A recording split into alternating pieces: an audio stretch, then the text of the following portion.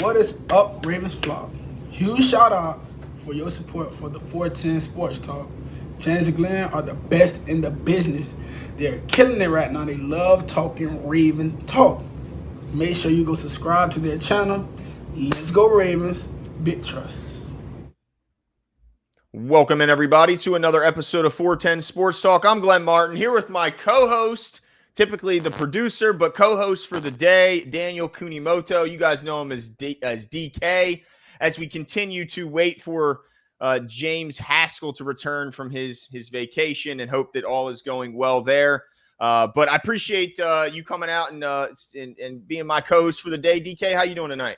I'm doing well, man. Thanks for having me on and my rare opportunities to jump on and chat with you guys on the show. So I'm happy about that. Yeah, no doubt. Everybody always likes when they see DK come from behind the camera, in front of the camera. So basically the premise of this show is when I initially heard that Danielle Hunter's been, is being shopped by the Minnesota Vikings and that there's a potential that a trade could take place, my immediate reaction was, man, I'd really like to see Danielle Hunter in the black and purple.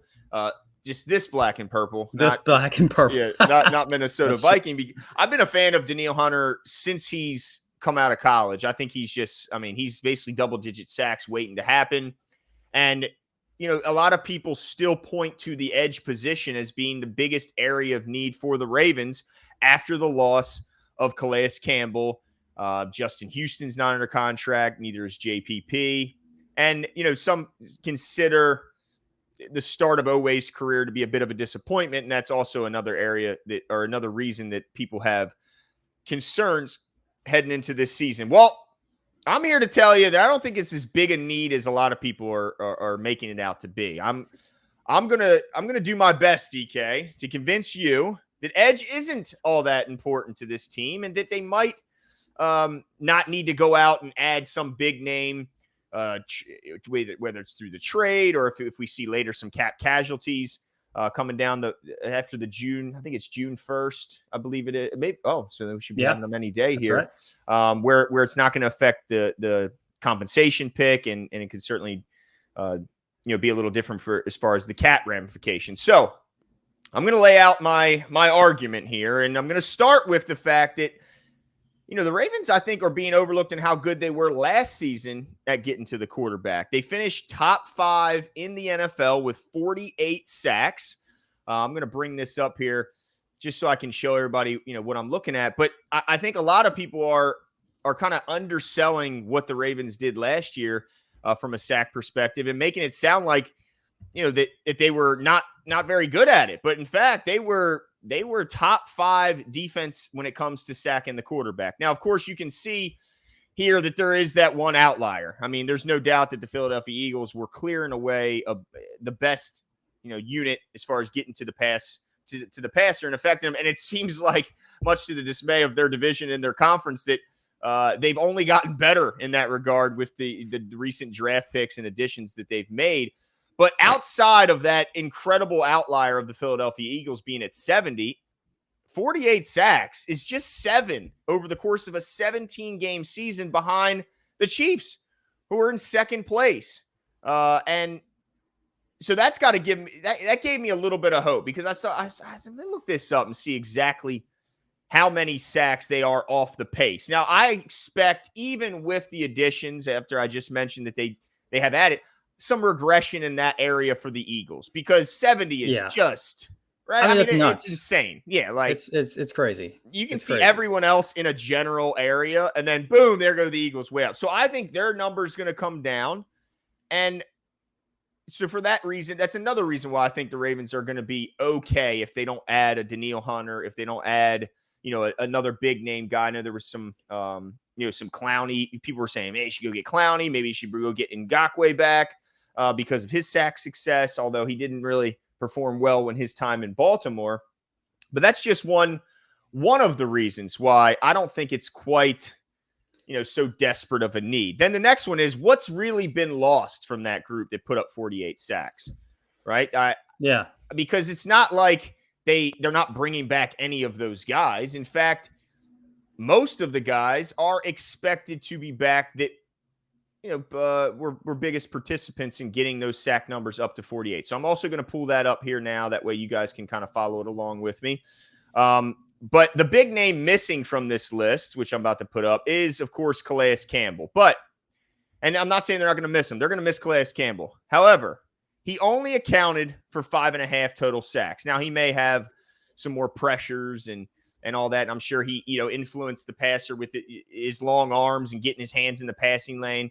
And I'll certainly agree to that. But he had 5.5 sacks ultimately. Justin Houston, 9.5 sacks. Yeah, I'd argue that you're making a big assumption here that, Justin Houston's going to be back. I mean, that's what you're saying, right? I mean, he's clear and above everyone else in terms of the number of sacks that he produced for us last year. And he's only getting older. Mm-hmm. So, to expect him to do just as well or more, I mean, that's a pretty big assumption. I mean, I don't know. What do you think? Yeah, no, I think that's a good point. I think that it is unreasonable for me to expect 9.5 sacks, even if Justin Houston returns. So I agree. I think there will be less than 9.5 if he's even back. But the reason I think he'll definitely be back is last year he was brought in as on a vet minimum for his tenure. Right. Vet minimum. I mean, they paid him next to nothing, which tells me that, one, he didn't have the biggest market. And then two, he's awfully comfortable being here in Baltimore. And I think he's been happy since he's been here. So that's kind of the reason why I think he's still in the market. I don't think there's anything that made him less happy about being here. They still have a need. So I think the writing's on the wall. He will be back. I think that's kind of a handshake agreement that they have. So let's say he doesn't get to 9.5 sacks. Let's say he gets 6 sacks. Let's take 3.5 away. So now we're up to 9 missing sacks between the 3.5 from Justin Houston I just subtracted, and then Calais Campbell's 5.5. So we're up to 9 sacks that are missing. And then I'll even add in JPP, and he had 3 sacks. So that's 12 total sacks that I think are missing right now. I think JPP, if the Ravens wanted him back, he'd come sprinting back as well. But I'm not so sure they need him back. That could come down to if Tavius Robinson, who I think is going to be I think he will be a guy who gets a lot of the snaps that JPP left. And then also Bowser's return at full health. His snap count will also increase. I just want to take a minute, step back and kind of highlight what you're saying here. Because, I mean, you just casually said, okay, if you subtract 12 sacks, but I mean, you just pulled up the stats. I mean, 48 was the total. So you're talking about a quarter of the sacks gone. Mm-hmm. Right. And trying to replace that from our most productive players. I mean, it's a pretty big deal. You know, I will say this about the Ravens. I mean, based on this, the guys that are getting the sacks, it's so spread out, right? So guys are getting sacks here and there.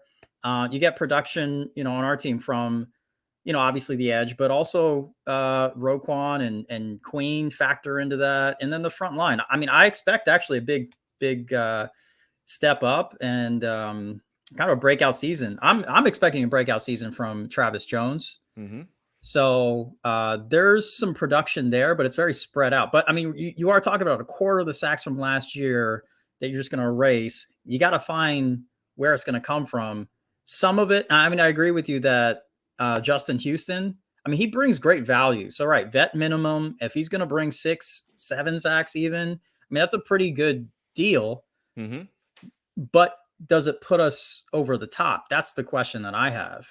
Yeah, and that's a good question, because obviously pass rush is important when you look at the graphic I put up first and you see that the top 2 sack leaders were in the Super Bowl. So there's no doubt to the importance. Absolutely. So I wanted to get onto that point because, based off the data you just showed from, who the sack leaders were before or that last season. Yeah. The top 2 teams made it to the Super Bowl. And then if you look at that list, those guys, or I should say those teams that were just on them, they're all quality playoff teams, right? This year we're trying to break through the kind of that middle pack of playoff teams and kind of surge into that, Super Bowl we've been Super Bowl contenders-ish on the cusp of, I would say. But this year, with Lamar signed, defense, coming back strong, and all the wide receivers, our offense should take another step. But I think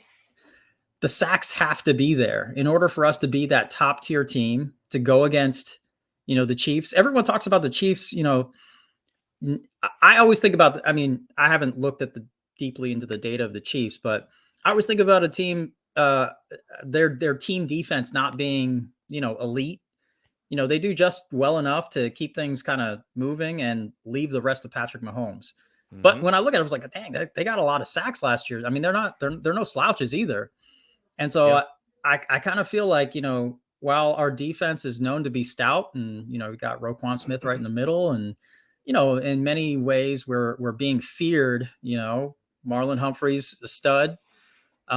There's studs everywhere on our defense. So the question is the production in terms of sacks, interceptions, this big game-changing plays, is that there for our defense? That's my big concern. So I think you're making the case that maybe it's not that big of a deal, but I tend to think that this is I don't want to call it an issue, but I do think that EDC should really reconsider where we're at with the pass rush and make a big push. If we want to get ourselves into the stratosphere of the Chiefs and the Eagles. Well, hold on now, DK. Hold on. I'm not done making my case. You're sounding like you're already ready to make judgment. Hang on. All right. You brought up a good point. You brought up Talk to me. You brought up the Chiefs defense and how you're right. It's kind of viewed as more of a playoff defense, and that people say they don't really shine in the regular season, but man, they seem to step up in the playoffs, and it's 100% true. And in the Eagles, again, the outlier, it's 70 sacks. I think what helps a team, an offense will help your defense get sacks. And the reason I say that is because if your offense consistently puts up points, puts pressure on the opposing offense to get out of their game plan, abandon their run game, and become pass happy in the second half, that is a huge advantage to your defense in adding those sack total numbers. So I think the Ravens' improved offense and their renewed focus on the passing attack will lead to way more points being scored. And it'll force opposing offenses out of the run game, make them throw more, which will give our pass rushers far more opportunities to get to the quarterback. So I think having an explosive, high-scoring offense leads to way more sacks. And I think that's part of the reason why we saw those top two teams. I think we can both agree that the Eagles offense and that the Chiefs offense were pretty daggone special.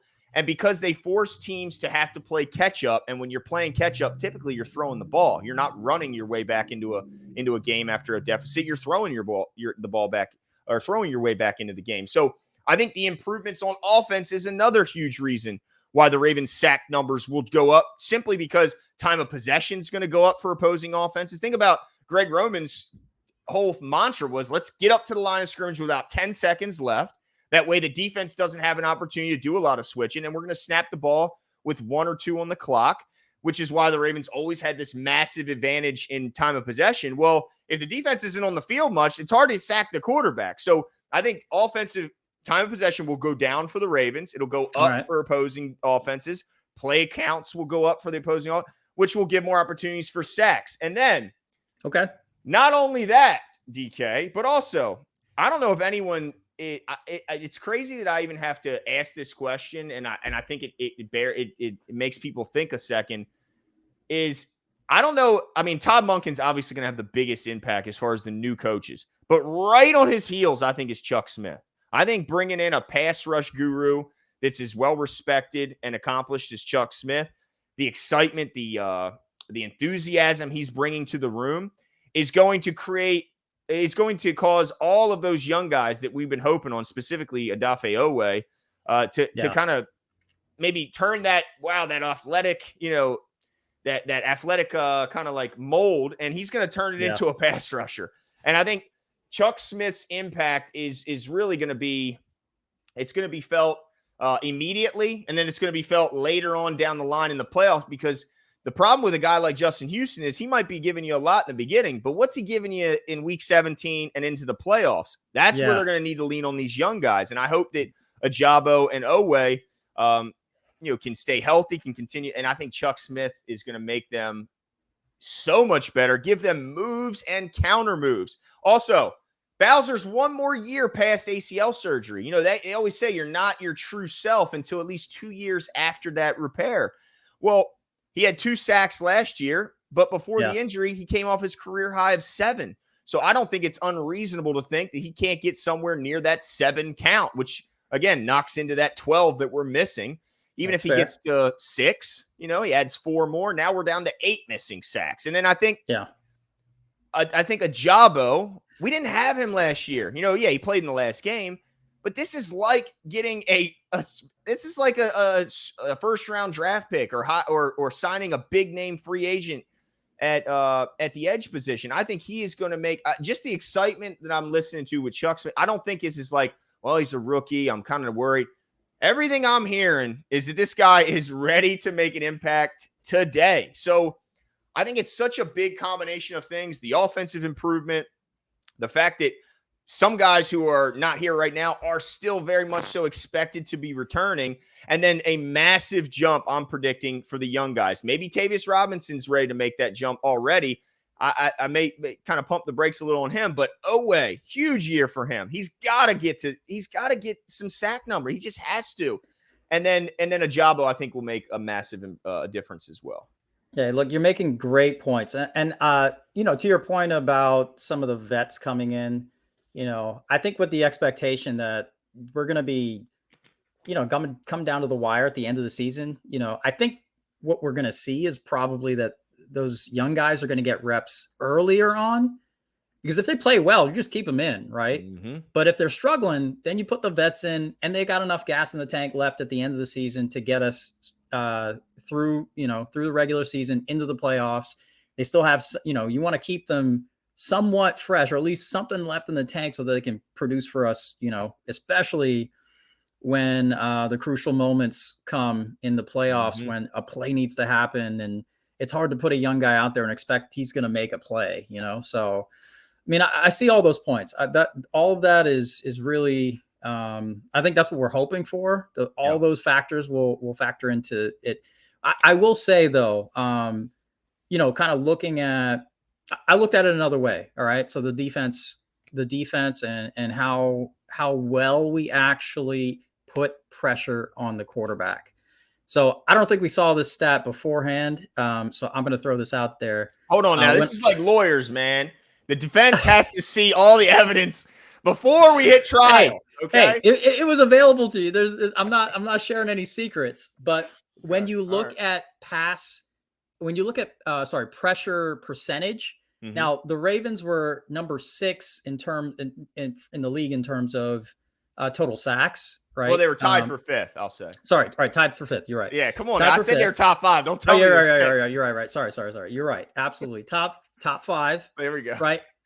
But the problem is when you break it down with pressure percentage, they only had 19.2 for the year. And the top teams, the Eagles and the Cowboys, actually the Jets are up there too. They're in the 25. So actually we ranked 25th in pressure percentage, on the quarterback. So QB pressures, right? So that means that when we had the opportunity to pressure the quarterback, we did it at a smaller rate than other teams, which is also a little concerning, which means that our guys that were on the field, especially during those passing downs, they couldn't get to the quarterback. And at least not at the rate that some of these top tier teams are getting to the quarterback, and certainly out of the realm of the Eagles. And so that's also something to consider, right? Like, and I think your point is true. Like all those factors, Chuck Smith, I'm also really excited about as well. I think that's going to change some things, but how long is it going to take is another question. I mean, is that something we expect? Okay, in training camp over a couple of weeks of a coach teaching them how to use some moves, they're going to master them, and all of a sudden, production's going to blow up. It may take a while. I'm not sure, but it's something to be excited about. But is it going to warrant? Is it going to bear fruit right away? That part I still have questions about, and that's something that a vet that if we bring in can solve a lot of those questions, or at least give the young guys time to kind of fill in on into those roles. And there's not so much pressure on them to produce right away. So, if there's a counterpoint, I mean, that would be it. I mean, I think, to get our QB pressure percentage up, you bring guys. Sound like the gap is that large, right? Like percentage-wise? Percentage-wise, I mean, we're talking about a good 5.5%, you know? Yeah.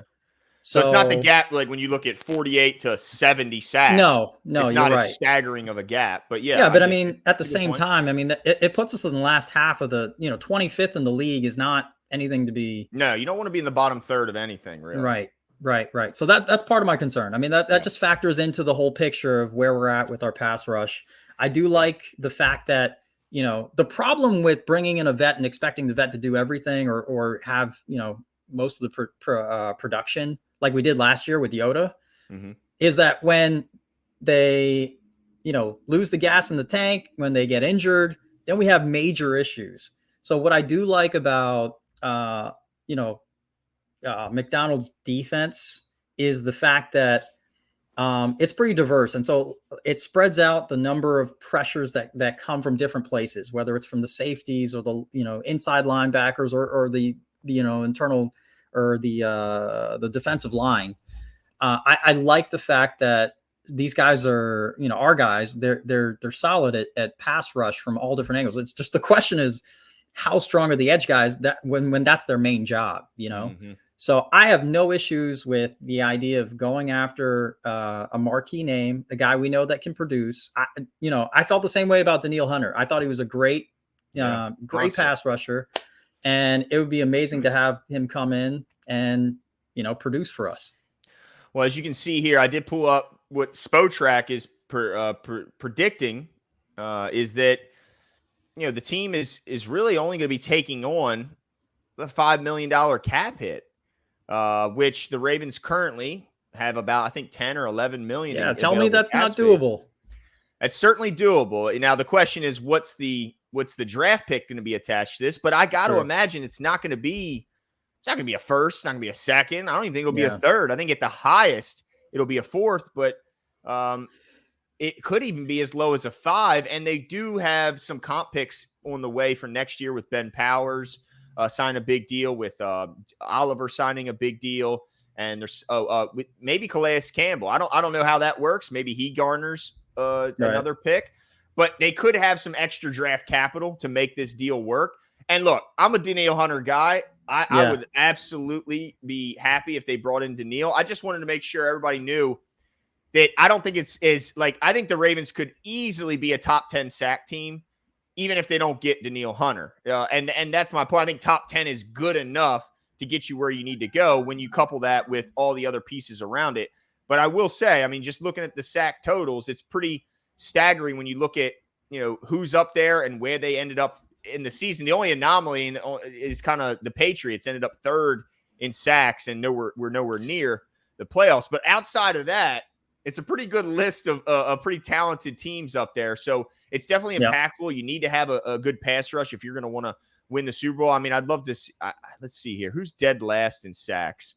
Was it the Bears? Oh, yeah. It looks like the Bears were dead last in sack totals. So, I mean, that's no shot. Look who the bottom teams in sack totals are: the Bears, the Falcons, and the Raiders. And how did they end up? Right? Yeah, surprisingly, the Bengals are next. That is surprising, especially. Well, I will say that they had some injury issues with Hendrickson. Right, I think he had a broken wrist at some point. So they definitely had a bit of a down season. But they're the only team in that group that was in the playoffs. There's the only team. Green Bay missed it. The Browns missed it. Raiders, Falcons, Bears. So it's certainly impactful. I just don't think it's if they don't get Danielle, the sky isn't falling for me, and I think they'll be fine if they don't sign Clowney, if they don't bring in Ngakoue back. I'd be okay with it, but I wouldn't be mad if they brought Danielle in either. Well, and then the other point to Danielle Hunter is, can he stay healthy? Yeah. That's going to be key, regardless of who we pick up. And he's had some challenges with health, obviously. So, if we can get him in and keep him healthy, man, the sky's the limit for the Ravens defense. No doubt. They have I'd still like to see them add a veteran corner to the group. Okay. If I could only pick one position, I would go with bringing back like a Marcus Peters. Cause man, just picture this defense. If they lose, if Marlon Humphrey was forced to miss 4 weeks. I mean, all of a sudden that cornerback room led by now Rock Ya-Sin is not looking very special. So I just say, I would say the ranking as far as the team needs right now, I have corner as the number 1. I'll give you edge is number 2, and then wide out is number 3. But there's still, it's not like the cupboard's bare really anywhere. Yeah. Yeah. Well, just to throw this out there, when you look at, splash plays coming from corners, you normally think of interceptions, right? The Chiefs were right in the middle of the pack. They're 21st in interceptions. So, it may or may not be, kind of the deciding point on whether your team's going to be elite or not, to have the greatest corners, to play defense and get yourself deep into the playoffs. Whereas corner's ideal thing is to get a pick, but that's not, we've seen plenty of impactful corners that rarely get interceptions. Darrelle Revis almost never got them because nobody ever threw it to him. So turnovers are great, but they're not the only deciding factor on if it's a quality corner. That's fair. But both are important for sure. No doubt. And a lot, it's like, was it Marty Moore? It's cyclical. Turnovers are tough, man. It's like sometimes they bounce your way. But to your point about Daniil, he did play all 17 games last season, had 10.5 sacks, played in 7 the year before, which I think what you're referring to. But just think of this. In 18, 14.5 sacks. In 19, 14.5 sacks. In 21, he only played in 7 games, still had 6 sacks. And then last year, 10.5 sacks. So, this guy, man, he would be nice, but if you see him sign elsewhere, don't panic. The Ravens will be just fine. Mike McDonald's second year also gives me a little bit of, it's not like he's kind of introducing himself to players and trying to get a feel. He's going to hit the ground running, and I think that'll also be another kind of added bonus. But let us know what you guys think. Are you, more leaning on the side of, well, it's not that, it's not that vital, an important ad, or are you kind of more on DK's side where he seems to be a little bit more like, well, that pressure rate's got me a little nervous and counting on vets to sign when we don't really know if they're going to sign, which I certainly can understand. Let us know in the comments below your feelings on the Edge group, and we'll talk soon. See you. Yesterday does not matter. You're looking forward to today. I'm looking forward to being a Raven. What are they getting? Everything out of me. They're going to get a Super Bowl out of me. Believe that.